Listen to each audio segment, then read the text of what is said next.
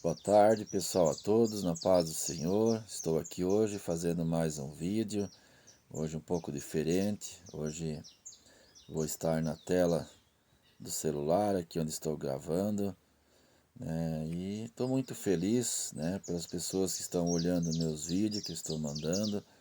É um começo, né? Eu sempre gostei muito de pregar a palavra de Deus. Não sou aquele pregador barulhento, né? Também não sou contra quem é barulhento, né? Eu acho que cada um deve fazer da maneira que acha que é melhor, né? Eu não vou dizer assim, talvez da maneira que Deus usa, porque também nem tudo podemos dizer que vem de Deus, né? Nem todos pulos, nem todos gritos vêm de Deus, né? O inimigo às vezes também se aposta no meio, né? Então por isso assim, nunca fui muito achegado nisso. Muitas vezes eu fui para a igreja, quando eu fui pregar, e eu dizia para mim: hoje eu vou pular, hoje eu vou gritar e vou fazer um monte de coisa, mas não conseguia fazer. Então acabei entendendo que é o melhor jeito assim, né? Porque às vezes barulho demais também não está às vezes Deus no meio. Eu sinto muito falar isso, mas nem sempre que Deus está no meio do barulho. Esse barulho pode ser falso. Isso pode existir dentro da própria igreja, mesmo sendo uma igreja de Deus, né? Falando em igreja, eu quero dizer assim a todos que me ouvem que eu gosto de respeitar todas as igrejas, porque não dá para dizer essa é boa, essa é ruim, né? Porque às vezes nós queremos ser o melhor e não somos aquilo que nós imaginamos que somos, né? Então nós precisamos aceitar isso, né? Porque quem vai fazer essa separação um dia vai ser Deus. Deus vai estar ah, aceitando o que é certo e o que é errado, né? E Deus sabe muito bem. Deus, eu sempre digo assim, Deus é o Todo-Poderoso, né? Então não gosto de dizer que aquela ou aquela é melhor, dar nomes para a igreja, né? Só fiz esse comentário sobre gritar, pular dentro da igreja.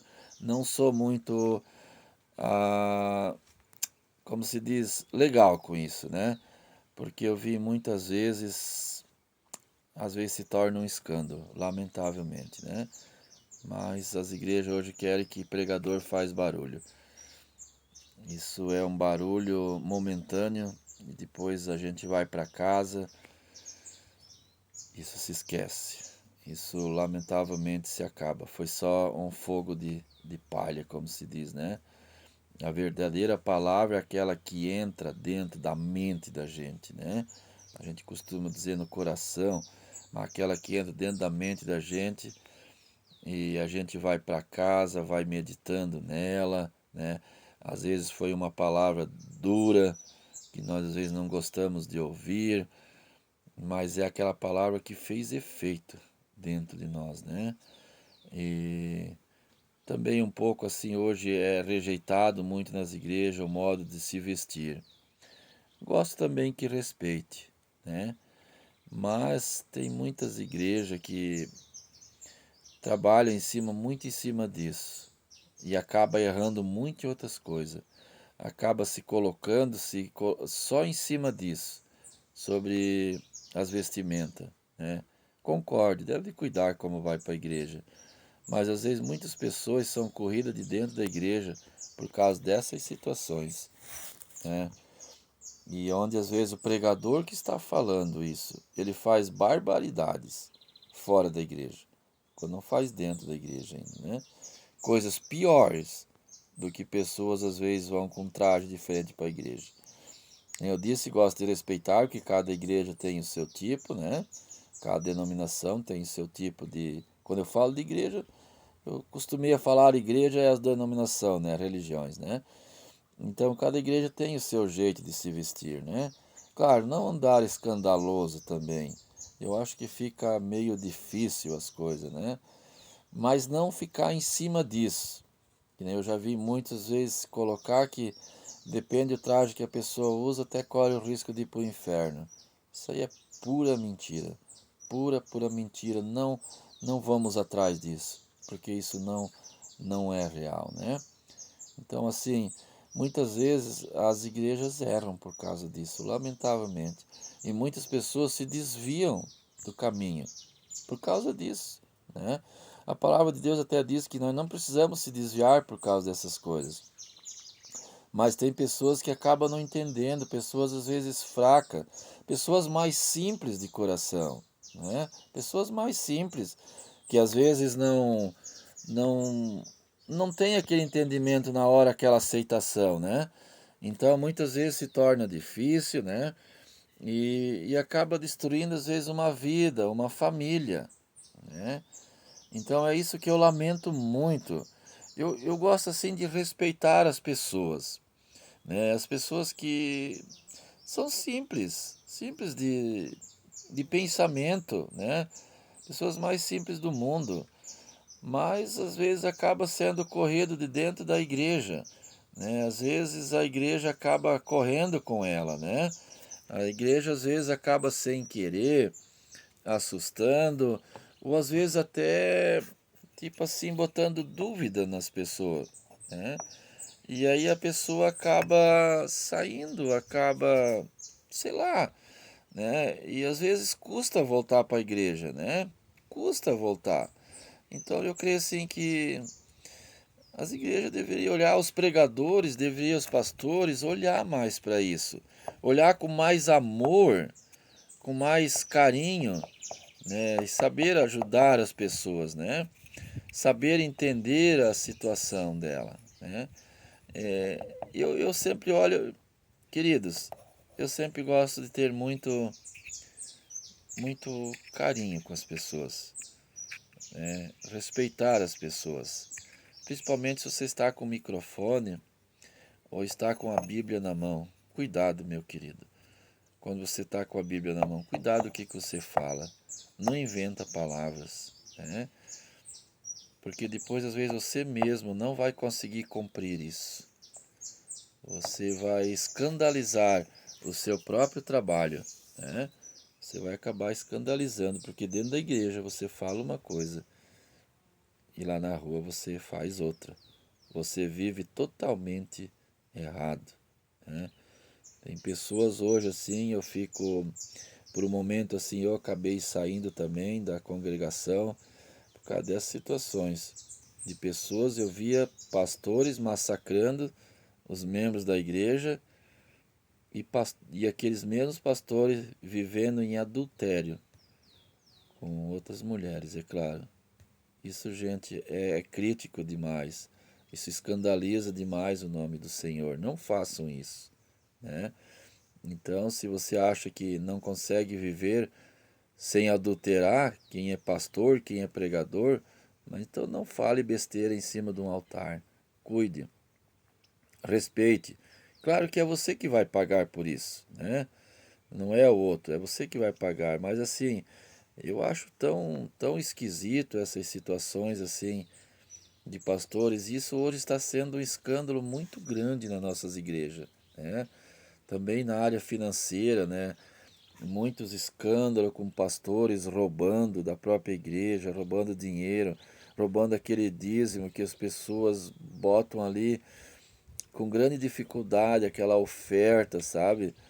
E às vezes até pressionam sobre o dízimo, né? Não sou contra o dízimo também, mas eu sou contra pessoas que pegam a Bíblia e querem botar os outros no inferno por causa do dízimo, né?